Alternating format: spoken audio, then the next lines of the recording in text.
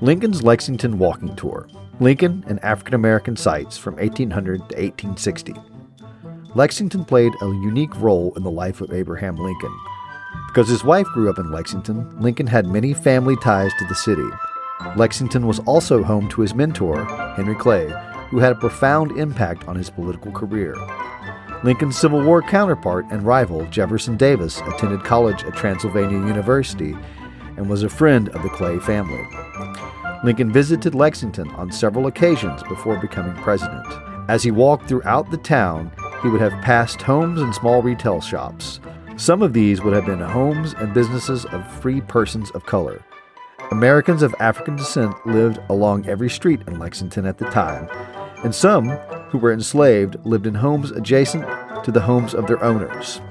Some of the stops on this tour are also featured in the library's other walking tours. In this tour, the history presented for the sites will focus on their role in Lincoln's life, in African American history, and in the Civil War. This tour was originally created in 2009 in celebration of the 200th anniversary of Lincoln's birthday by a partnership between the Lexington Public Library, the Isaac Scott Hathaway Museum, and the Mary Todd Lincoln House. The tour begins in Phoenix Park on the corner of Main Street and Limestone in front of the Central Library. From the corner of Main Street and Limestone Street, head southeast down Main Street until you reach the corner of Main Street and Martin Luther King Jr. Boulevard.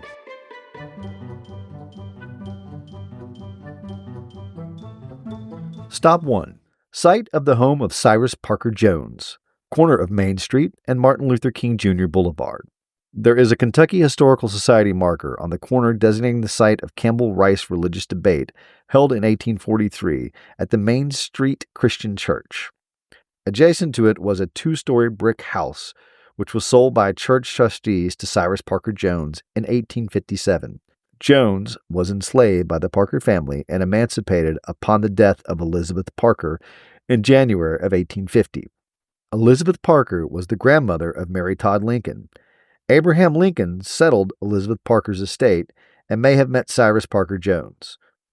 Jones is noted for the largest collection of funeral notices for the time period 1806 to 1886. The collection contained death notices of individuals from prominent families of Lexington and at least 7 free blacks. Jones, prior to his death, donated the collection to a trustee of the Lexington Public Library, James M. Duff. Jones died in 1887 at the age of 96 and is buried in the oldest African American cemetery in the city, located on 7th Street. Cross South Martin Luther King Jr. Boulevard and then cross Main Street to North Martin Luther King Jr. Boulevard. Take a right onto East Short Street and walk to the corner of East Short Street and Esplanade. Stop 2. Site of the home of London Farrell. Short Street between Dewey Street and Esplanade. This block is the approximate location of the home of London Farrell.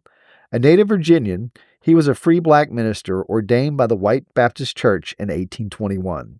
He migrated to Lexington in 1812 and co-pastored the African church until he became the sole pastor in 1823.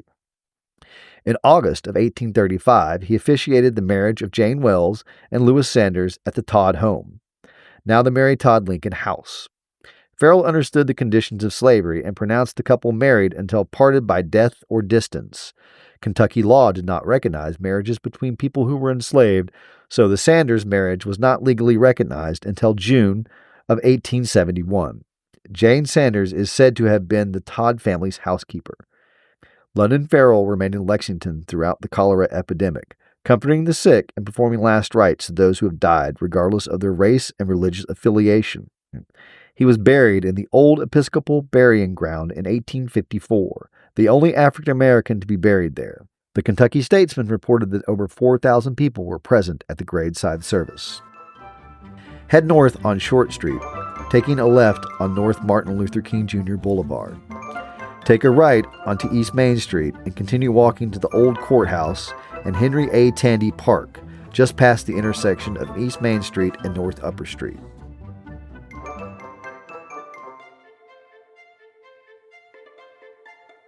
Stop 3. Henry A. Tandy Centennial Park and the Public Square. Henry A. Tandy Centennial Park between North Upper Street and North Mill Street on Main Street. Henry A. Tandy Centennial Park, formerly known as Cheapside Park, was set aside in the 1780 plat of Lexington as a public square. The first courthouse on this site, Lexington II, was built in 1788. The courthouse standing today, completed in 1898 and renovated in 2018, is the fourth courthouse on this site. It is the best-known work of Henry A. Tandy, an African-American building contractor who specialized in decorative stone masonry and brickwork. Tandy was born into slavery in 1853 in Estill County, Kentucky. After emancipation in 1865, Tandy settled in Lexington. He and his business partner, Albert Bird, established the Tandy and Bird Building Firm in 1892. After a very successful career as the foreman and later the business manager in the firm of Garrett D. Willigus. Tandy and Bird worked on many notable landmarks in Lexington, including the Opera House, the First National Bank, now 21C Hotel, and the Lexington Public Library's Carnegie Building, now the Carnegie Center for Literacy and Learning. When Tandy died in 1918, he was among the richest African Americans in Kentucky. Tandy's son, Vertner Woodson Tandy, went on to become New York State's first African American architect. However, we cannot ignore the harm that was done in this area to Lexington's African American citizens. Until 1864, this area was used as Lexington's slave auction block, where enslaved African Americans were sold. In 1833, Kentucky passed a Non-Importation Act, which meant that people who were enslaved could not be brought into the state.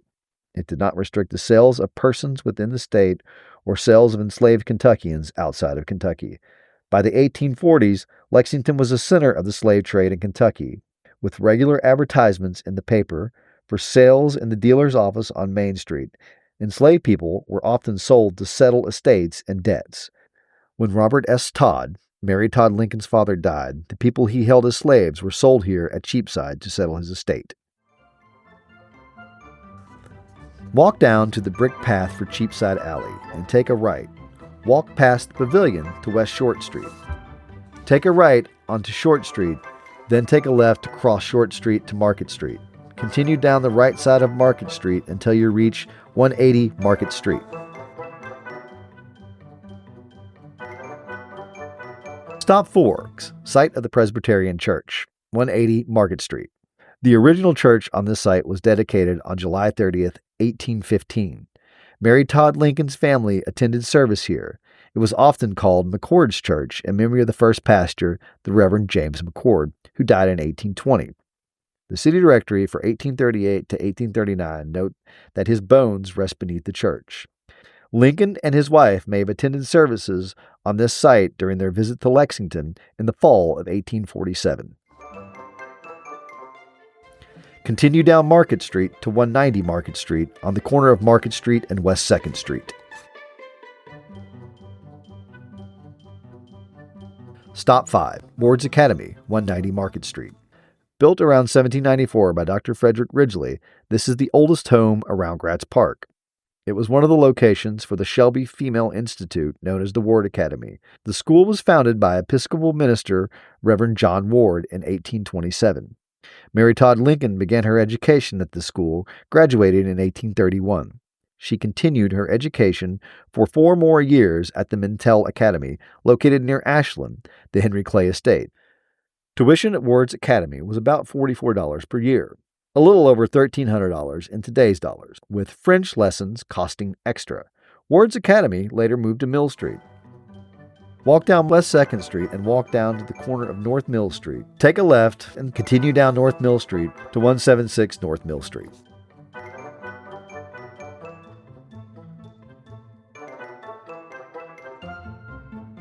Stop 6, Henry Clay's Law Office, 176 North Mill Street. Erected around 1804, this is the only office standing used by Henry Clay. He occupied the office from 1804 to around 1810. Clay lived across the street at the time in a house built for him by his father-in-law, Thomas Hart. Henry Clay, a lawyer and politician, ran for president 3 times and earned the nickname the Great Compromiser. Clay was a founding member of the American Colonization Society and led the efforts to relocate free black Kentuckians to Liberia, a colony on the coast of West Africa. At one time, Clay held around 50 enslaved Kentuckians, including the Dupree family. Deeds indicate that Clay emancipated Charlotte and her daughter Mary Ann in 1840 and her son Charles in 1844. However, there are no records that show if Clay ever emancipated Charlotte's husband, Aaron. Continue walking on North Mill Street. Heading towards Main Street, the block of Mill Street on the left-hand side of the street between Short Street and Main Street is your destination. Stop 7. Site of Cassius Clay's printing office, North Mill Street between Short Street and Main Street. This block is the approximated location of Cassius Clay's printing office. Cousin of Henry Clay, he came from one of the largest land and slave-owning families in Kentucky. Clay was a fierce abolitionist who emancipated around 50 people enslaved by him in 1844. He published the first issue of his controversial newspaper, The True American, on this site on June 3, 1845. On August 8, 1845, a group of local slave owners removed the press from the building and shipped it to Cincinnati, where Clay continued to print. During Lincoln's presidency, Cassius Clay was the ambassador to Russia, and during the Civil War was charged with preventing Russia from participating in the war. If you would like to hear more about Cassius Clay, he is featured in episode 30 of the library's Tales from the Kentucky Room podcast, available at www.lexpublib.org/podcast. 125 Mill Street is the white brick building on the right side of the street, second from the intersection of North Mill Street and West Short Street. Stop 8. Gyron's Confectionery, 125 North Mill Street. M. Materon Gyron, a French immigrant, ran a confectionery in this vicinity after 1810. The current building on this site was built in 1837. His ballroom, located above the confectionery, was a center of entertainment in the city and was home to many cotillions, public parties, dancing and music classes. Young Mary Todd, a favorite customer, is said to have acquired Gyron's white cake recipe, which became a favorite of Lincoln's. According to the census of 1820, Gyron owned one enslaved woman. In 1915, the back half of the building was demolished. Walk to the corner of North Mill Street and West Short Street.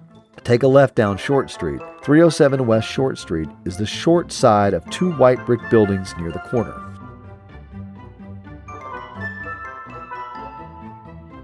Stop 9. Post Office, 307 West Short Street. Opened in January 1836, this building is Lexington's oldest surviving post office. The post office was open from 7 a.m. to 8 p.m. every weekday and 8 to 9 a.m. on Sundays. Mail rates were based on distance and number of pages. Joseph Ficklin was the postmaster from 1822 to 1841 and again from 1843 to 1850. He is best remembered for having boarded Jefferson Davis from 1821 to 1824 while he was a student at Transylvania University. Continue walking northwest on Short Street towards North Broadway. 509 West Short Street is located next to St. Paul Catholic Church. Stop 10. Site of Mary Todd Lincoln's birthplace, 509 West Short Street. Mary Todd Lincoln was born in the house that was once on this site on December 13, 1818, and lived there until 1832, when the family moved to the home on Main Street. The 1820 census indicates that Mary Todd's household included Mr. and Mrs. Todd, 4 children under 10 years old, and 3 enslaved women. Eventually, Mr. Todd had 16 children. Of the 14 who lived to adulthood, half were Confederate sympathizers and half were Union. After the property was gutted by fire, masonry from the birthplace was salvaged to build the red brick gatehouse of the present-day Calvary Cemetery. The current house, called Brossart House, was built later by Father Ferdinand Brossart. It is the church office and rectory for St. Paul Catholic Church. 511 West Short Street is the house directly to the left of Brossart House and is set back away from the street.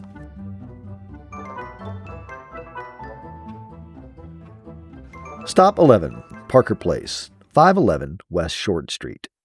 The Italianate-style brick home was built in 1871 by a prominent banker.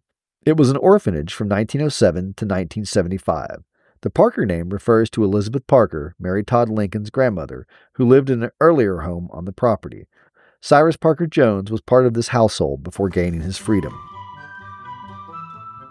On the opposite side of Short Street, located at 514 West Short Street, the building is made of stone with a dark metal roof.